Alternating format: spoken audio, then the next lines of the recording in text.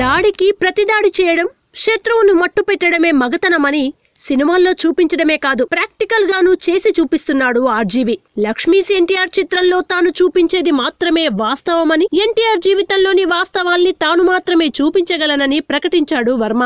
లక్ష్మీస్ ఎన్టీఆర్ చిత్రం కోసం రూపొందించిన వెన్నుపోటు టీజర్ పెను సంచలనమైన సంగతి తెలిసిందే. ఈ పాటలో కుట్ర, వెన్నుపోటు అంటూ ఏపీ సీఎం చంద్రబాబు నాయుడు ఫోటోల్ని పదే పదే చూపించారు.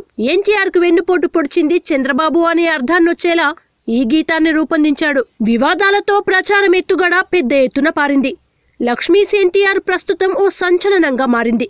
దీంతో పాటు ఈసారి మరి కాస్త సంక్లిష్టమైన వివాదాల్నే ఆర్జీవి నెత్తికెత్తుకున్నాడు.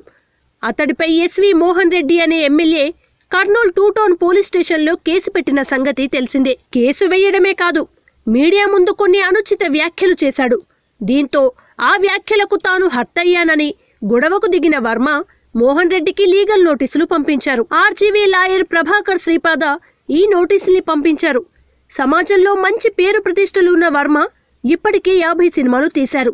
ఆయన టీజర్లో ఎవరిని అవమానించకముందే తన క్లయింట్పై కేసు పెట్టడం తగదని, అందుకు బేషరతుగా బహిరంగ క్షమాపణలు చెప్పాలని ఆ లీగల్ నోటీసులు డిమాండ్ చేశారు. ఇదే విషయాన్ని వర్మ ఖరాఖండిగా చెబుతున్నారు. తెలుగుదేశం పార్టీ వర్గాలు ఆరోపిస్తున్నట్లు తాను ఎవ్వర్నీ కించపరచలేదని వర్మ అంటున్నారు. నేను నిజాలు చూపిస్తుంటే ఎందుకిలా నిందలు వేస్తారని ప్రత్యారోపణలు చేశారు. మొత్తానికి లక్ష్మీస్ ఎన్టీఆర్ చట్టపరమైన వివాదాల్లోకొస్తోంది. దాడికి ప్రతిదాడి సమాధానమన్న తీరుగా ఆర్జీవి వ్యవహరిస్తున్నారు. ఇది ఎంతవరకు వెళ్తుందో.